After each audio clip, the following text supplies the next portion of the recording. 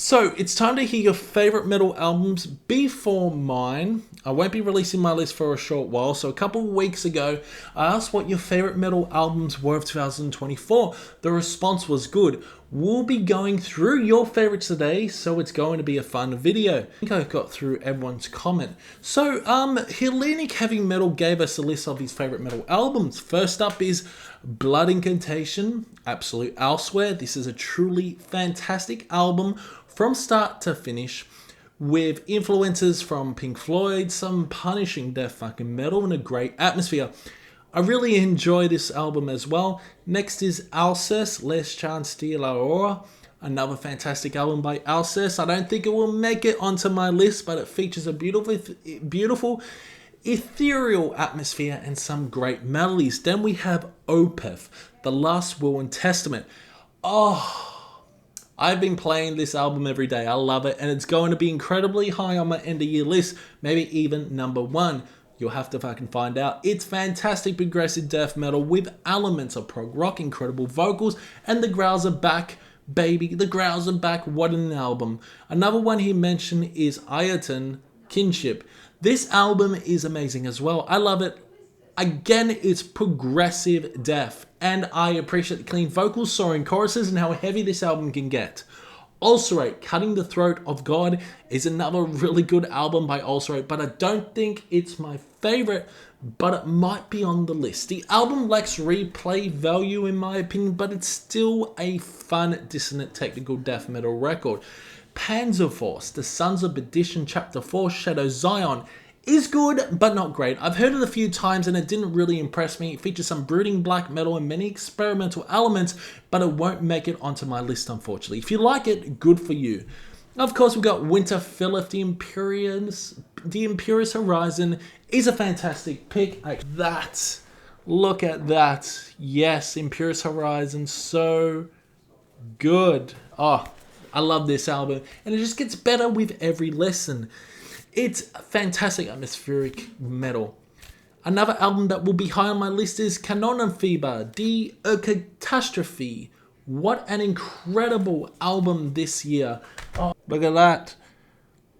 Canonenfieber, Die Catastrophe. So good. Absolutely amazing album.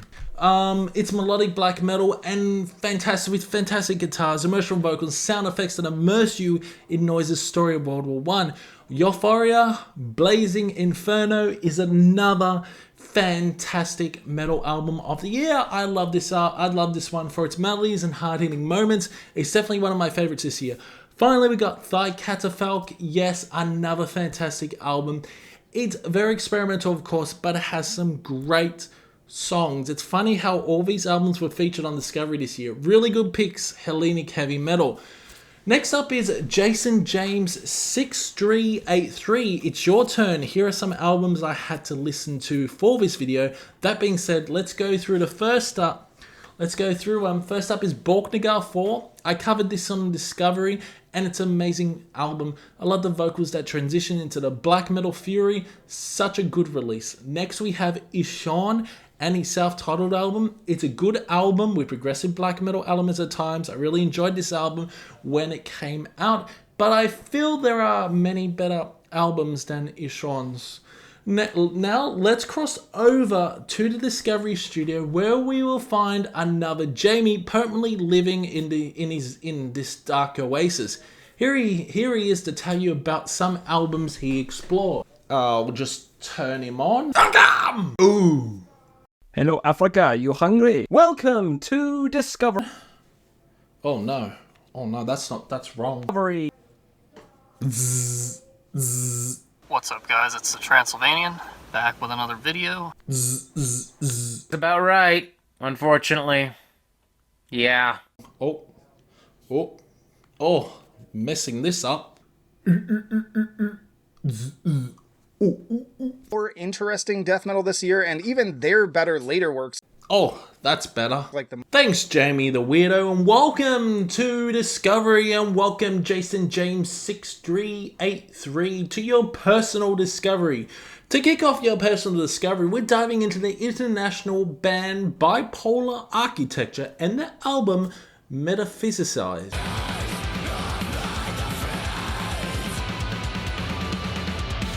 Released February 2nd through Pelagic Records. This record is fantastic, featuring a brooding atmosphere and a psychedelic feel. I particularly love the vocals. They're like whispers, high-pitched yet terrific, as if a spirit is trying to possess you while you listen. It's a journey through the psyche, with twisty guitars, thunderous drumming, and nice production that adds another layer to the atmosphere. It's mainly a black metal album, but includes post-metal elements, fast-paced moments, slow drawn-out sections, and everything in between. This is a terrific album from start to finish, and it's a great pick. A great fucking pick. So my favorite songs from this album are the self-titled track which draws you in, Disillusioned, which features a cool vocal effect. In the middle, where he screams, then it cuts on and off to a black metal breakdown that made me stop what I was doing. Ooh. Kagi, which is such a weird song, but works well with the psychedelic elements and dysphoria to end the album. Whoa, what a song. With that being said, it's a solid album that just keeps growing on you. I'm scoring this around 80%. Chances are the score will probably rise, and I'll have to try to make room for this album on my end of year list. Somehow. Fantastic album. And now to keep your personal discovery rolling, we're talking about a band from a country I can't even fucking pronounce, but I can attempt to announce the band name Darkra, and the album Nomad, released March 29th through Osmos Productions.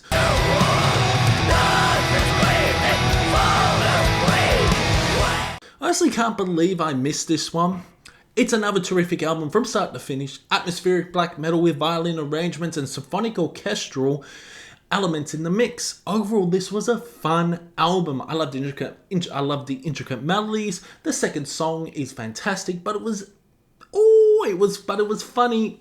I laughed. It was funny how the ending features them singing on that song. The vocalist Charak is female and her vocals are harrowing at times. Most of the songs on the album are close to 10 minutes long. The production is on the clean side, but it doesn't matter when you have such terrific songwriting throughout the album.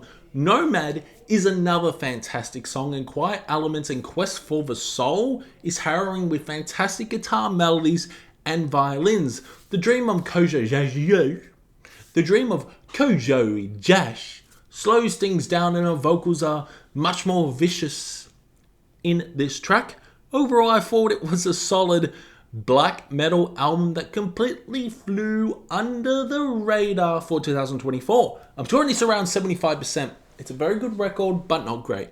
I think there are truly many better black metal albums than Darkra. Hate to break it to you, but it was still one hell of a listen. Now, I'm really surprised I didn't cover this on Discovery. He has also mentioned the US band Job for a Cowboy and the album Moon Healer. It was released February 23rd through Metal Blade Records.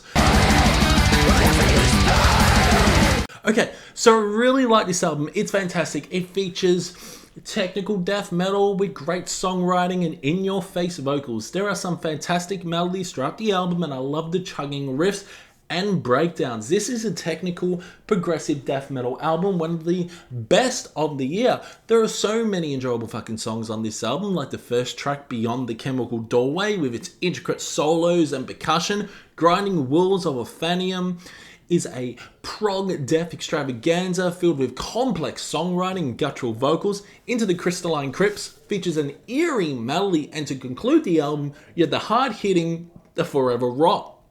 I thoroughly enjoyed this album, and I don't know why I haven't mentioned it yet. I would give Job for a Cowboy and their album Moon Healer an 80%. I don't think it's the best death metal album, as the production has a sort of polished feel. I was initially reluctant to check this album out because of the band name. It sounds like a country band name or something, but it turned out to be a very good album. Whoa, you are throwing in some fantastic albums on your list. Next up on your personal discovery is the Swedish band Portrait Ender album, The Host. Now, everyone watching at home, if you haven't heard this album yet, you are fucking missing out.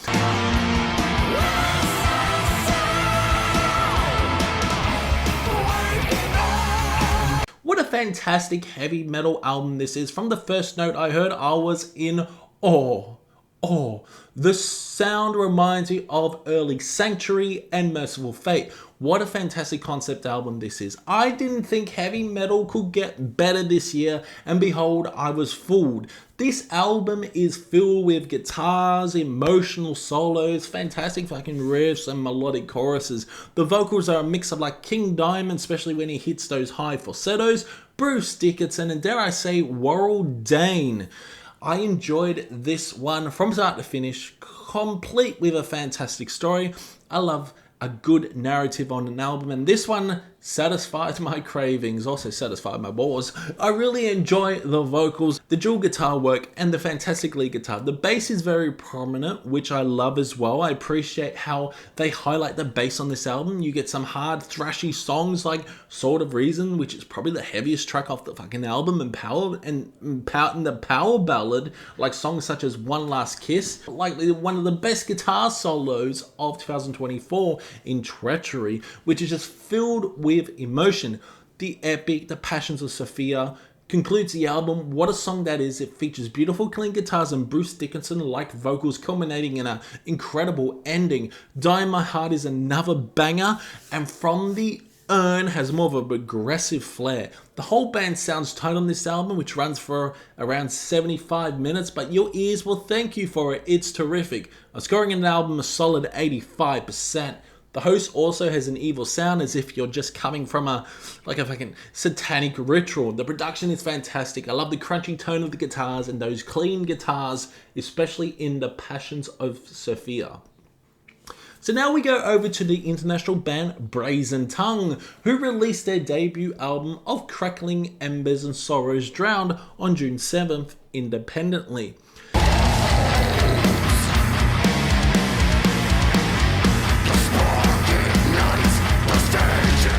This album is another fantastic pick. It's cold, abrasive, black and death metal with a lot of melody. This duo harnesses a dark atmosphere throughout the album. The vocals are abrasive and in your face, while the clean vocals are very good.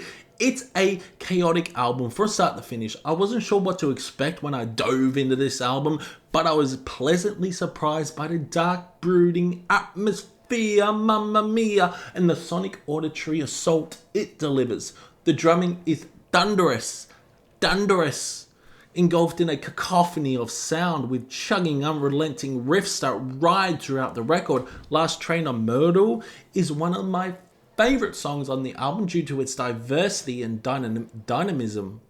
It starts with clean, eerie vocals and progresses into demonic vocals that seem ready to rip a priest's head off. Every song is very good, showcasing really strong songwriting.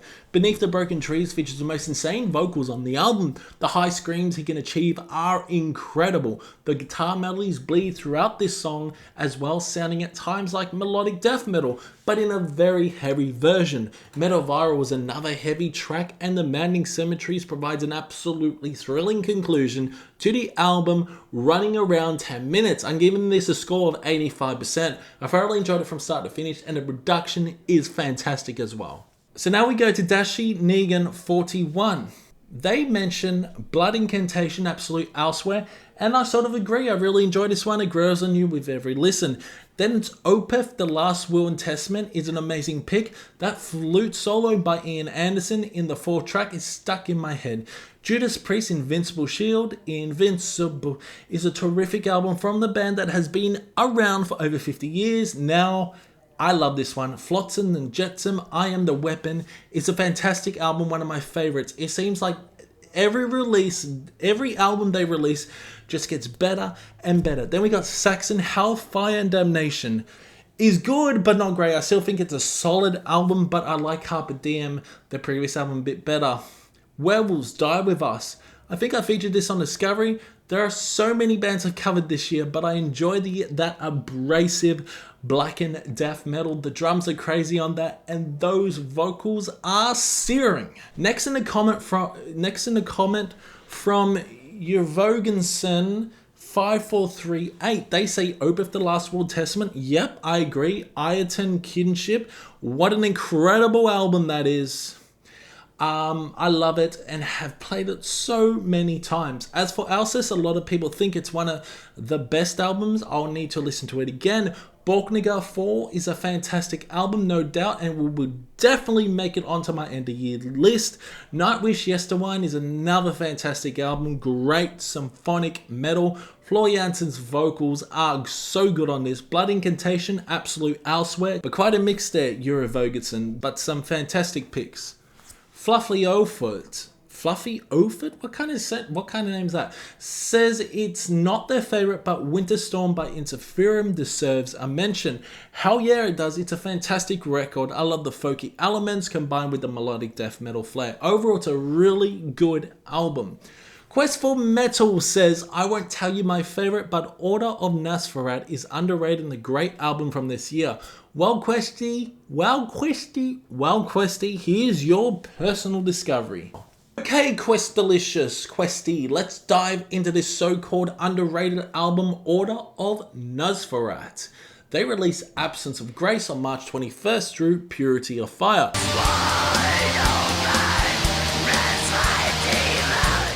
Overall, this is a fantastic black metal album that I enjoyed from start to finish. The atmosphere is so immersive that I half expected to find a bat hanging in my living room. Melodies are catchy, and the guitar tones, chef's kiss. The bass drum sounds so immaculate, I almost mistook it for a freshly polished bowling ball, but oh, wow. This album is like a beautiful, majestic black metal symphony with airy synths that enhance the songs like sprinkles on a cupcake. If cupcakes were dark, brooding, and occasionally make you question your life choices, the vocals are terrific, and those blackened shrieks are as satisfying to listen to as finding an extra fry at the bottom of the bag. Every song on this album is fantastic, and Questy was right. It's underrated because I see no one fucking talking about it. Maybe they're too busy discussing like the latest, cat video or something. Every single video I'm seeing best metal albums of the year, and we haven't even finished the year. And funny enough, this band is dropping another album on Christmas Day. What a great present for all of us metalheads, because nothing says peace on earth like blasting black metal while you're sipping on some brandy on Christmas Day. So I'm thinking of scoring this around 80%. It's good, no, not great, but there are a lot of ambient synth sections that I could do without. Still great choice, Questy. Still great choice. Just another heavy metal maniac has chosen Judas Priest, Invincible Shield. Great pick, mate. Next is Ulcerate, Cutting the Throat of God, which is a very popular album this year. High on Fire, Cometh the Storm is another album I didn't feature on Discovery. So Jamie in the Discovery studio will tell you what he thinks of it. Over to you, dickhead. Okay, so we're talking about High on Fire and the album Cometh the Storm, released April 19th through MNRK Heavy.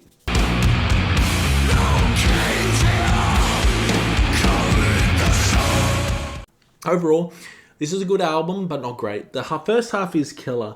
The second half, not so much. I love how heavy some of these songs are. I thoroughly enjoyed the sludgy heavy metal throughout the album, but I just can't see it being one of my best albums of the year. If you like it, good for you. More music for you to enjoy. I certainly appreciate it. The production is really solid, and there are standout tracks like Lamb's Bread and Burning Down with that infectious groovy riff. Trismegistus, is that how you pronounce it, is a really heavy song, and I love how the vocals are harsher.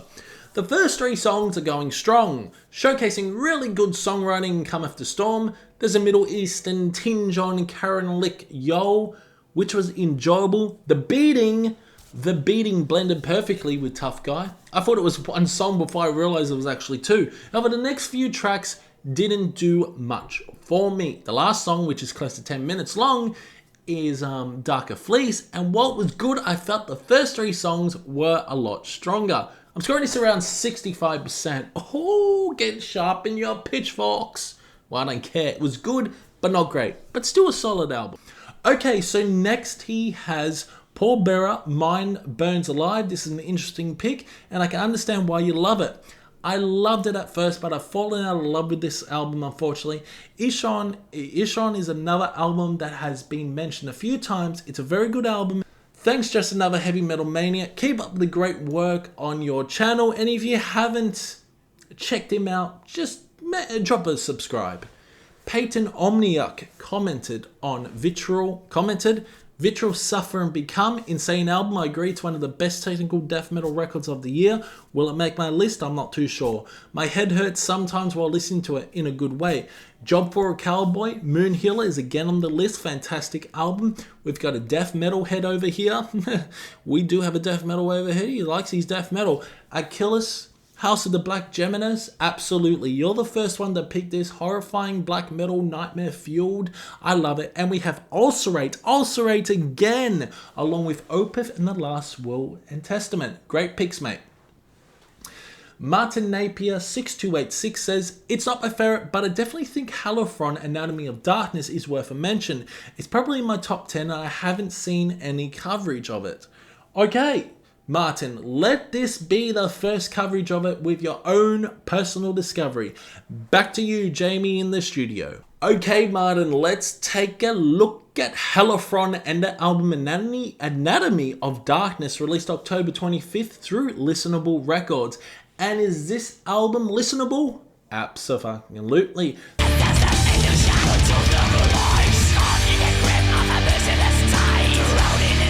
This is a good album that I would classify it as like symphonic blackened death metal, or what Jamie's wearing in the other room. Cradle of Filth. You can definitely tell they've drawn inspiration from bands like Cradle of Filth. For sure. The vocals are a highlight for me. You have those piercing blackened shrieks paired with demonic death growls that really bring the music to life. I also appreciate the synths utilized throughout the album. They add a rich layer of atmosphere that enhances the overall experience. Silent Escape is a standout track with its infectious tremolo riffs, and the drumming is particularly impressive, driving the song forward with relentless energy. However, my favorite song off the album has to be Art of Blade. It's a perfect blend of black and death metal and black metal elements, creating a sonic tapestry that's both intense and immersive. The atmosphere on this track exudes a gothic vibe, making a captivating listen. The instrumental closing track, Anatomy of Darkness, the self-titled track, is also noteworthy. It features great guitar work and serves as an interesting way to wrap up the album. The melodies throughout are very good. They're very good, making for a fun listen overall. That said, while I enjoyed the album, I wouldn't place it among my favorites of the year, that's for sure. I'm scoring this around 70%. It's a solid album, and I'm looking forward to seeing what Hron can do next. Okay, I think Jamie in the Discovery Studio is getting burnt out. He's running low on batteries, and I'm not sure if it's his energy or the remote control. So let's dive into the last comment, which I think might just be the grand finale. Ice Ticket Lion Gaming has given us a list. First up is Flesh God Apocalypse Opera. I highly agree on that. It's like a symphonic ride through a haunted castle, and I'm here for it. Then we have Imminence the Black. Fantastic metalcore. I even featured them on my best metalcore and deathcore albums of the year list. Next we have Fit for an Autopsy to Nothing. That is, well, you know my views on that. It didn't do much for me. It felt like it was trying to put me in a coma instead of a mosh pit. What the fuck are you smoking? And what the fuck are you smoking with Swallow the Sun Shining? Seriously? No. But man, that's one of the worst albums of the year for me. But hey, it's cool that you like it. Everyone needs their guilty pleasure, right? Knock Loose, You Won't Go Before You're Supposed To. Now that's more like it. I agree. It's a terrific fucking album. I've been playing it non-stop all year. My neighbors probably think I'm preparing for a Metal Olympics over here. Alcest again, very good album. Opeth, The Last Will and Testament, amazing album. It's great that you've got such a wide taste. You must have the most eclectic playlist ever. And then there's The Old Dead Tree. Second Thoughts, amazing fucking album. I love it. I love it too. I featured that one a few weeks ago on Discovery, or was it last week? It was like finding a treasure chest filled with gold coins and chocolate. Alright, Ice Ticket Lion Gaming. There are a few albums that Jamie in Discovery Studio is definitely going to have to talk about. Let's cross over before he runs out of juice completely. Oh, for fuck's sake. I'm ready to have a cup of tea and go to bed. Why do I have to not review? Why do I have to review more albums?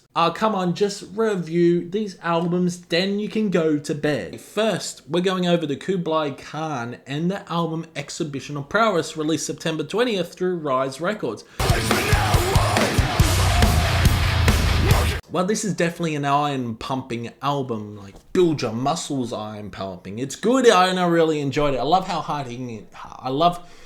I can't even talk. I love how hard-hitting it is. At around 24 minutes long, you get some great chuggy riffs, melodic sections, monstrous vocals, and breakdowns. It's a hard-hitting metalcore album that borders on like metallic hardcore. Supreme Ruler is a hard-hitting song, and the riff and breakdown in Low Tech are awesome. A Hopeless Fate, featuring Jamie Jasta from Hatebreed, is very good. You get some fucking insane breakdowns. I love how straightforward this album is, yet the songwriting is pretty solid with very thoughtful lyrics.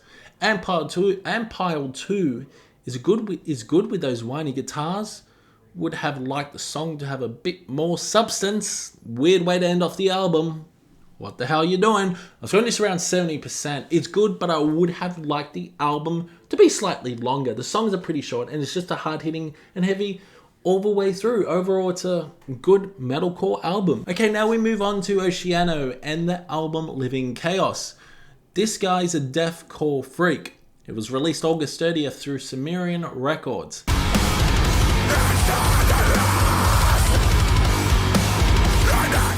Honestly, it's fine, but nothing really stood out to me. I do enjoy most of the songs, but nothing warrants a high score. Yes, there are ethereal moments that build an atmosphere, and the vocals are monstrous, but that's about where the praise ends. The production is okay, but it could definitely be better for deathcore. It just doesn't hold a candle to all the great metal releases of 2024. I enjoyed it, don't get me wrong, and don't get your knickers in the knot, and there are some fantastic melodies scattered throughout, but nothing was particularly memorable. I have to admit that the interlude was a beautiful piece of music, and there are standout tracks like not memorable, Wounds Never Healed and Mass Produced, which featured some technical guitars and nice synths to accompany the heavy drums and guitar. The breakdowns are decent, they can be unexpected, but they don't quite save the overall experience. 60%. I felt a bit bored listening to it, to be honest, because nothing was really standing out. Maybe after a few more listens, I'll come to appreciate it more, but for now, it just didn't do enough to keep me engaged. So stick a breadstick up your ass if you don't like it. So next up is Scarlet Meridian and the album A Modern Noir, released independently on August 30th.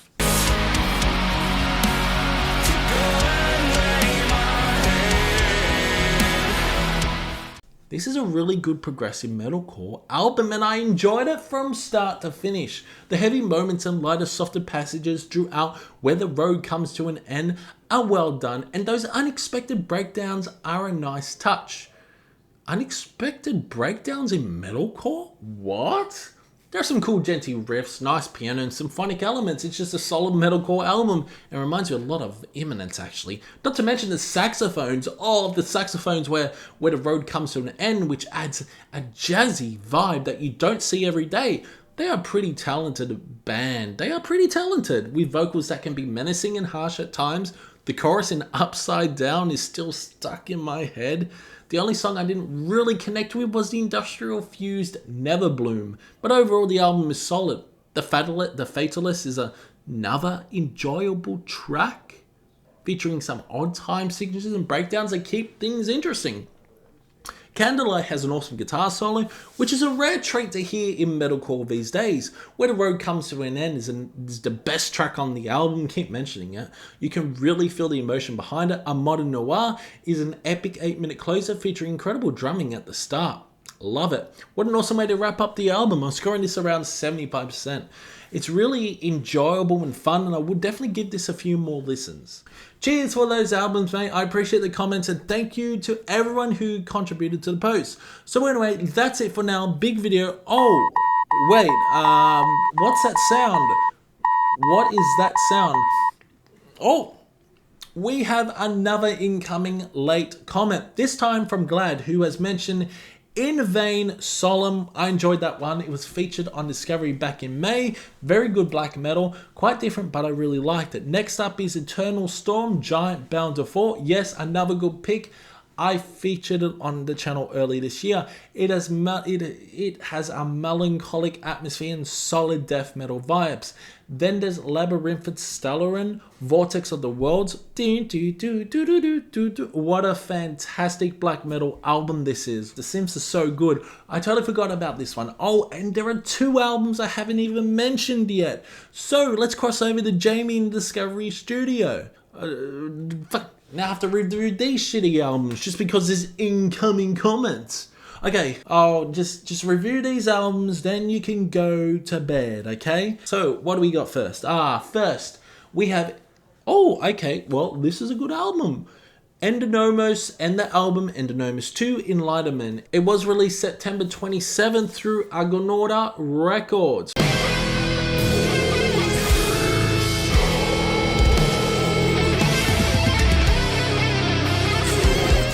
Wow, this is flat out fantastic death doom.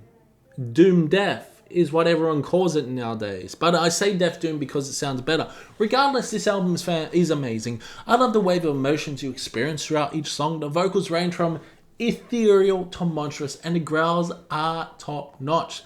The melodies ebb and flow beautifully, showcasing excellent guitar work. It's very slow, nearly as slow as Funeral Doom, dare I say some parts even Funeral Doom, but the death growls on this album are excellent. Each song is long and takes its time to build. The production is fantastic. Inversion is a great song to kick off the album. Slow and brooding, it takes a while for the vocals to come in throughout most of the album, but the intros really set the mood for what's to come. The clean vocals could be a bit better in my opinion, but that doesn't detract from the demonic growls that dominate this album. Atheon and Archon experiments with the Funeral Doom side, and I love that. Resolve picks up the tempo a bit, but it's still as fast as the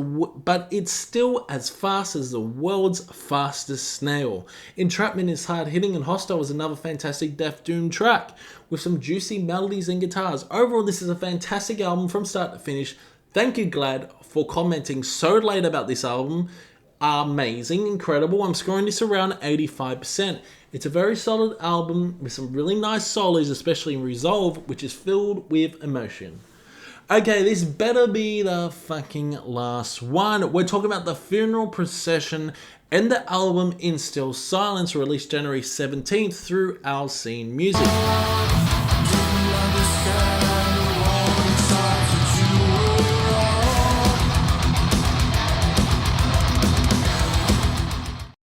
To end off this video, let me just say this is a marvelous album with a capital M.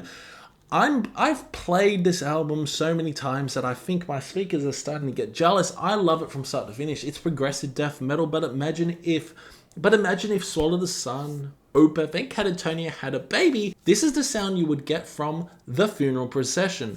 The vocals are terrific, ranging from deep growls to soaring highs and even beautiful angelic vocals in the choruses that remind me of Jonas from Catatonia. The songwriting is top notch. For instance, Siren's Lament features incredible grooves and riffs that just pull you in. Winter's Grasp is nothing short of a masterpiece. The atmosphere in that track is breathtaking, technical moments that will leave you in awe, and those solos, fucking mouth-watering. The doom-laden moments on this album evoke the essence of Swallow the Sun, especially in the vocal deliveries and the epic atmosphere. The title track, In Still Silence, is an incredible way to conclude such a remarkable album for 2024. I'm just going to say it. This is one of my favorite albums of the year, no doubt about it. Now we have to see where it will stack up against my absolute favorites. I'm giving this a solid 90%. I can't really fault it. The only thing I would have loved is for the album to be a bit longer, but that's about it. Okay, I'm done. See ya. Okay. You can sleep now, Jamie. That's it for this video. No more comments to get through, but sound off in the comments below about what I missed. My favorite metal albums of the year will be out in early January. More discoveries are ahead, and I might throw in an album ranking or two to wrap up the year. I just realized I look like the Leaning Tower of Pisa. It's been fun, and I'll see you in the next one.